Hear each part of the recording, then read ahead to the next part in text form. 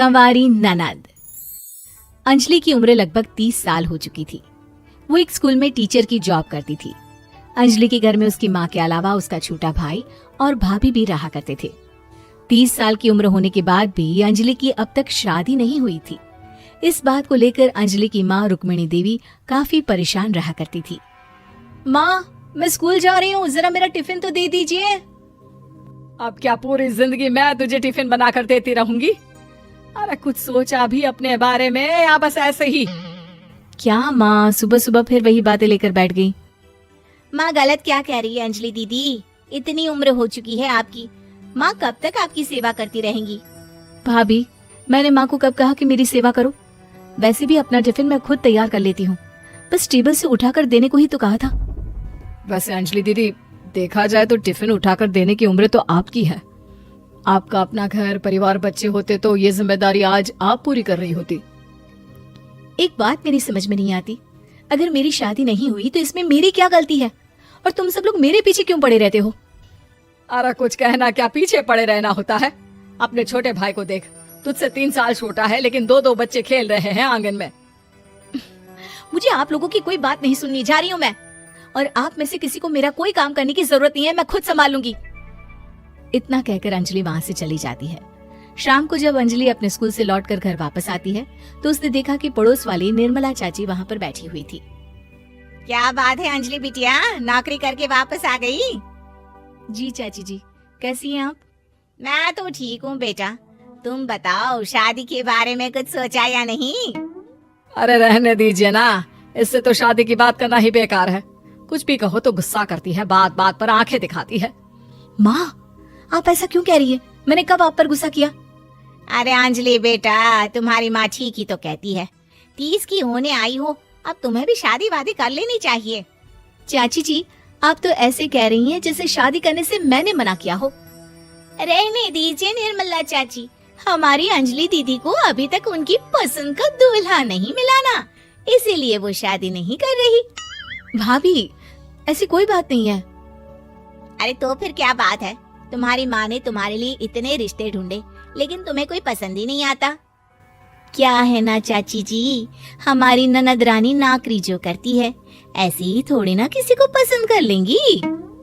अरे भाई, नौकरी का घमंड है तो बात अलग है, कोई और बात हो तो बताओ, कोई रास्ता निकाला जाए। नहीं नहीं चाची जी, कोई बात नहीं है, बस मुझे अभी तक अपनी पसंद का कोई मिला नहीं है। सुन लिया आपने, इस लड़की के तो पर निकल आए हैं और इतनी उम्र में अपनी पसंद का कोई मिलेगा भी नहीं इसे।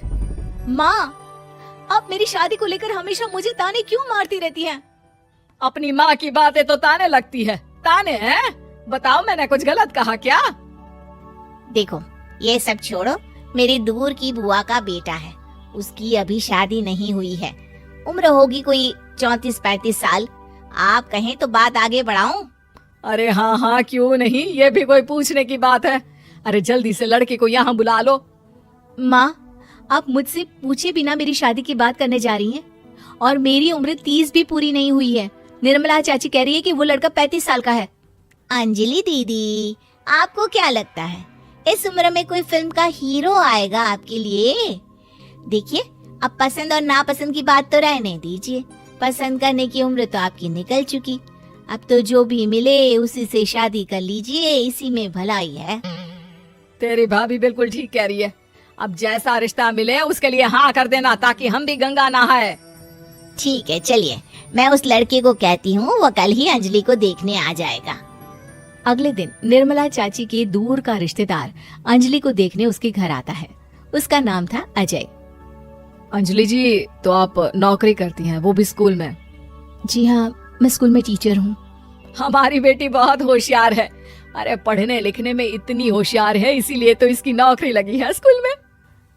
हाँ हाँ ठीक है आंटी जी, जरा मुझे भी तो बात करने दीजिए आपकी बेटी से। जी पूछिए ना, क्या पूछना चाहते हैं? अंजलि मैडम, ये तो बताइए कि आपने अभी तक शादी क्यों नहीं की? बस ऐसे ही, कहीं कोई रिश्ता पसंद नहीं आया इसलिए। लेकिन क्या मैं आपसे पूछ सकती हूँ कि आपने शादी क्यों नहीं की? अंजलि, क्या कर रही हो तुम? लड़कियों को इस तरह की बातें नहीं शोभा देती। रहने दीजिए आंटी जी, आपकी बेटी काफी पढ़ी लिखी है, मैं उनके सवाल का जवाब दे ही देता हूँ। वो क्या है ना, मुझे भी अभी तक अपनी पसंद की कोई लड़की नहीं मिली। अच्छा अच्छा, कोई बात नहीं। वैसे आपकी तनख्वाह कितनी है, कितना कमा लेती है महीने का? जी यही कोई 25,000 महीने। बस 25,000? इतने से क्या होता है? इतने से तो आजकल घर भी नहीं चलता। आपके कहने का क्या मतलब है? अरे मैं तो ये सोच कर आया था कि नौकरी वाली लड़की है, आराम से 40,000 कमाती होगी। माफ कीजिएगा, आपका और मेरा रिश्ता नहीं हो सकता। जी कोई बात नहीं, मुझे भी आपके साथ शादी करने में कोई इंटरेस्ट नहीं है।